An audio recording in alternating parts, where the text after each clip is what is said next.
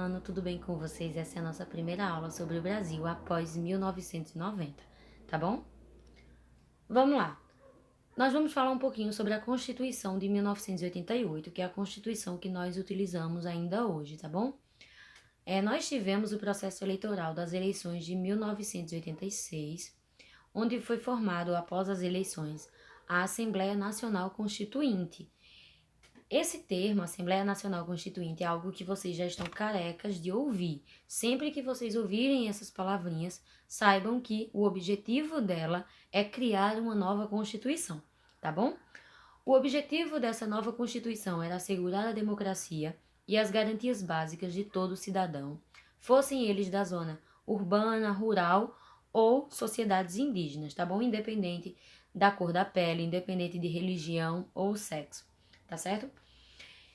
Então, como ela tinha esse objetivo de assegurar a democracia, as garantias básicas de saúde, educação, segurança, lazer e muito mais, ela aparentava estar perfeita, maravilhosa. Só que ela estava longe de resolver todos os problemas do Brasil, tá bom? Principalmente porque foi criado um mecanismo dentro da Constituição que é o direito de recorrer, né? Isso é algo constitucional, é algo que está previsto na nossa Constituição. E uma pessoa que cometeu um crime está para ser julgada, ela pode recorrer milhares e milhares de vezes. Então, ela tem vários recursos que ela pode estar solicitando para se manter em liberdade. Então, um criminoso, usando desse direito, ele pode passar até anos em liberdade enquanto tramita as questões legais até que finalmente saia o julgamento e não caiba mais recurso, tá bom? Então, além disso, né, a nossa Constituição ela foi promulgada no dia 5 de outubro de 1988 pelo então presidente da Câmara, Ulisses Guimarães. Lembrando que uma Constituição promulgada, ela é votada, tá bom? Quando for uma Constituição ortogada, ela é imposta. Mas nesse caso aqui, a nossa Constituição ela foi votada e aprovada, tá bom? Essa Constituição, ela recebeu o nome carinhoso de Constituição Cidadã, tá bom? E ela trazia muitos direitos sociais esses que até o momento eles eram negados aos grupos menos favorecidos, aos grupos que eram excluídos da política e da sociedade na época, principalmente os povos indígenas e afrodescendentes. Então, com a Constituição de 1988, esses direitos eles passaram a ser reconhecidos a essas pessoas também, tá bom? Só que mesmo assim, né, houve muitas críticas à questão da Constituição devido aos mecanismos políticos que ela trazia.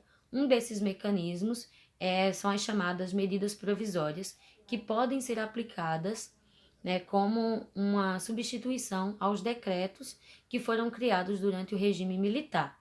Esses eram decretos-leis, tá certo? Então, esses mecanismos, eles acabaram não sendo vistos com bons olhos, tá certo?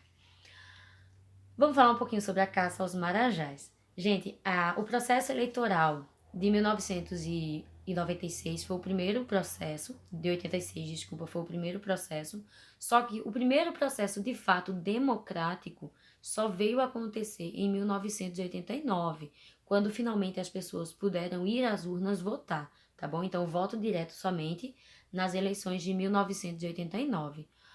O país, nesse momento, enfrentava uma das piores crises financeiras da sua história, tá bom? O então presidente era José Sarney e o governo dele acabou sofrendo, né, uma rejeição de mais de 60%. Então, a população não queria mais Sarney no poder, a população queria um outro presidente, tá bom? Até que teve início as campanhas para as eleições presidenciais de 1989.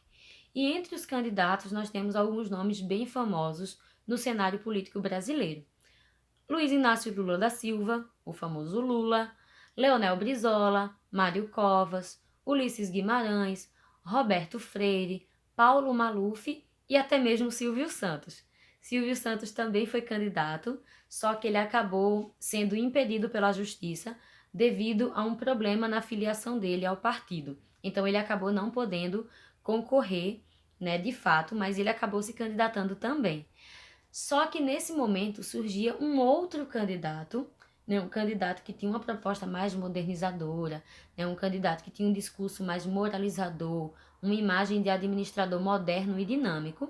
Esse homem era chamado Fernando Collor de Mello. Ele fazia parte do Partido da Reconstrução Nacional, o PRN, tá bom? E, de acordo com os seus discursos, ele dizia que a situação crítica da política e da economia brasileira estavam relacionados principalmente ao fato de que existiam altos salários sendo pagos ao funcionalismo público, aos funcionários públicos. Então, ele dizia que se esses salários fossem reduzidos, se a questão dos desvios fosse mudada, o Brasil seria transformado rapidamente e a sua economia voltaria a crescer. Então, essa proposta dele, né, de baixar os salários do funcionalismo público ficou conhecido como caçador de marajás. Professor, o que era um marajá? O marajá era uma espécie de imperador feudal da Índia, tá certo? Eles eram chamados de marajás. E como eles eram pessoas riquíssimas e que exploravam a população do seu país, então Collor acabou apelidando esses políticos e esses altos funcionários públicos de marajás também, porque eles estavam sugando a máquina pública, tá certo? Então nós tivemos as eleições para o primeiro turno, onde Collor acabou tendo 30% das intenções de voto e ficou à frente de candidatos como Brizola e Lula, tá certo? O segundo turno, nós tivemos uma disputa direta entre Collor e Lula. Quem venceu foi Collor, tá bom? Mesmo que durante as pesquisas, durante todo o processo ali das campanhas, eles aparecessem empatados. A vitória de Collor chegou ali com 42,75% dos votos, enquanto Lula teve 37,86% dos votos, tá bom? Durante o governo Collor, ele tinha como objetivo inicial combater a hiperinflação e a crise financeira no país, o que exigia medidas drásticas. Então, para isso, ele anunciou a criação do Plano Brasil Novo, que ficou mais conhecido como Plano Collor. Esse plano visava substituir o cruzado novo pelo cruzeiro. E ele também propôs o congelamento dos preços e dos salários novamente. Lembrando que essa medida de congelamento de salários e preços, ela não dava certo, tá bom? A gente viu que isso aconteceu também durante o regime militar e acabou não dando certo, tá bom? Ele também aboliu as restrições às importações. Além disso, o momento que ele de fato chocou a população, o momento em que ele de fato fez com que a população questionasse o seu governo, foi quando ele decidiu confiscar os depósitos em contas correntes, cadernetas de poupança e outras aplicações financeiras de toda e qualquer pessoa que tivesse mais de 50 mil cruzados, que dava aproximadamente $1.250 em dinheiro no banco, em aplicações ou caderneta de poupança. Então, quem tinha seu dinheirinho guardado, seu pezinho de meia, teve esse dinheiro retido pelo banco. O governo reteve esse dinheiro e as pessoas não puderam sacar esse valor. Isso acabou provocando uma falta de moeda circulante, tá bom? O objetivo dele rapidamente foi atingido, né? Ele queria conter a inflação, então de fato ele conseguiu, mas isso não durou muito tempo, tá bom? Por a falta de moeda em circulação, ela provocou esse arroxo e fez com que a inflação ela diminuísse de 70% para 10%, tá bom? Só que isso acabou gerando descontentamento entre a população, principalmente entre aqueles que tinham perdido seu dinheiro, né? O dinheiro estava lá, mas eles não podiam sacar, eles não podiam tirar esse dinheiro do banco, tá bom? Então, o Collor decidiu lançar um novo programa, que foi a criação do Programa Nacional de Desestatização, PND, que visava privatizar 34 empresas estatais e outras 32 empresas que o governo participava até aquele momento. Nesse processo aí de congelamento, de confisco de bens e a venda de estatais, acabou acontecendo que a inflação voltou a subir, tá certo? Ela atingiu 25% e o PIB acabou diminuindo 5%. O PIB sofreu com isso, acabou diminuindo. E mais de 200 mil pessoas perderam o emprego somente na região de São Paulo, tá? Isso aqui Isso aqui é somente um dado de São Paulo, sem contar todas as outras pessoas que acabaram perdendo seus empregos no Brasil inteiro. Ao mesmo tempo que estava acontecendo o aumento da inflação, privatizações, congelamento de investimentos, confisco de bens e tudo mais, acontece que começaram a surgir na mídia muitas denúncias de corrupção e o próprio irmão de Collor acabou denunciando ele, entregando ele numa emissora de televisão, onde ele acusava Collor de fazer parte de um esquema de tráfico de influência e lavagem de dinheiro. Esse esquema, além de envolver o próprio Collor, envolvia outros membros do alto escalão do governo, senadores e a própria esposa de Collor, a primeira-dama, tá certo? E ele trazia um nome que é bem famoso, né, que é do tesoureiro chamado Paulo César Farias, que ficou mais conhecido como PC Farias, que era o grande articulador da campanha de Collor.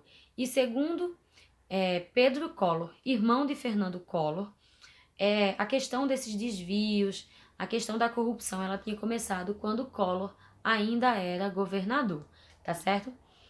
Então, esse esquema recebeu o nome de esquema PC, em referência justamente a Paulo César Farias.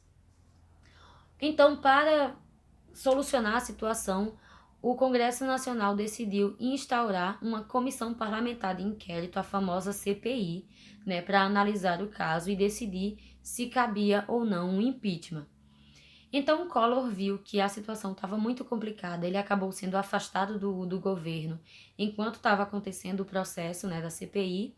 Então, para fugir do impeachment, Collor decidiu renunciar no dia 29 de dezembro de 1992. Só que mesmo assim, mesmo após ter renunciado, ele acabou sendo condenado por crimes de responsabilidade fiscal e teve seu direito político cassado por um período de 8 anos, tá bom? Quem assumiu no lugar dele foi o seu vice, Itamar Franco. Durante o processo de impeachment, Itamar ele já governava o Brasil de forma interina, de forma provisória. Após o impeachment, Itamar Franco ele foi declarado oficialmente presidente do Brasil. E nisso ele já tinha até mesmo rompido relações com Collor e com o partido de Collor, né, justamente para que o seu governo não tivesse o estigma, né, e a má fama que o governo de Collor tinha. Tá bom? Então sua política, ela era na verdade uma continuidade daquela política que teve início no governo Collor, onde ele prosseguiu com o processo de privatizações das empresas estatais. As primeiras empresas que ele privatizou durante seu governo foi a Embraer, a Açominas e a Companhia Siderúrgica Nacional. Além disso, ele propôs o controle da inflação, né, que ainda era um desafio, então ele buscou tentar controlar essa inflação e para isso ele nomeou como ministro da Fazenda um homem chamado Fernando Henrique Cardoso, lá no ano de 1994. Fernando Henrique Cardoso, ele é mais conhecido como FHC. FHC lançou uma proposta, né, um novo plano econômico para estabilizar a economia e também a questão da moeda nacional, que era o famoso Plano Real. O Plano Real, ele criava uma nova moeda, que seria o real, e essa moeda ela seria indexada ao dólar, ou seja, ela ia acompanhar o crescimento do dólar, tá bom? Então, a inflação ela acabou sendo controlada, né, devido às privatizações e à injeção de capital estrangeiro, sem contar na própria ajuda que o Plano Real trouxe, tá bom? O Plano Real substituiu o Cruzeiro. Então, nós tivemos com isso, além da diminuição da inflação, além dos investimentos estrangeiros, nós tivemos também um aumento do poder de compra da população. E FHC, ele acabou, né, deixando o seu cargo, ele ficou muito famoso porque conseguiu controlar a inflação, mudar um pouco a situação política e econômica do Brasil. Então, como ele não era bobo, ele renunciou ao cargo de ministro da Fazenda e decidiu se lançar como candidato à presidência nas eleições de 1994 pelo Partido Social Democracia Brasileira, o PSDB, tá bom? Nas eleições de 1994, nós tínhamos de um lado FHC e Lula, tá bom? A estratégia de Lula era atacar o Plano Real. Lula dizia, olha, isso não vai dar certo, o Plano Real vai ser só mais um plano daqueles que é bonito no começo, mas depois vai aumentar a inflação, não vai dar certo e tudo mais. Então, todo o tempo, Lula ficava botando terra na questão do plano real. Só que acabou que o plano real, ele não dava sinais de que estava ruim, ele cada vez mais melhorava a economia do Brasil, e isso fez com que a fama de FHC ela subisse ainda mais. E a consequência disso foi a vitória de FHC ainda no primeiro turno. Então FHC levou essa de lavada, tá bom? Gente, eu espero que vocês tenham gostado. Na nossa próxima aula nós vamos falar sobre os dois governos de FHC, o governo Dilma, Lula e um pouquinho do governo Temer, tá bom? Fiquem com Deus, meus amores. Qualquer dúvida é só entrar em contato comigo. Beijo!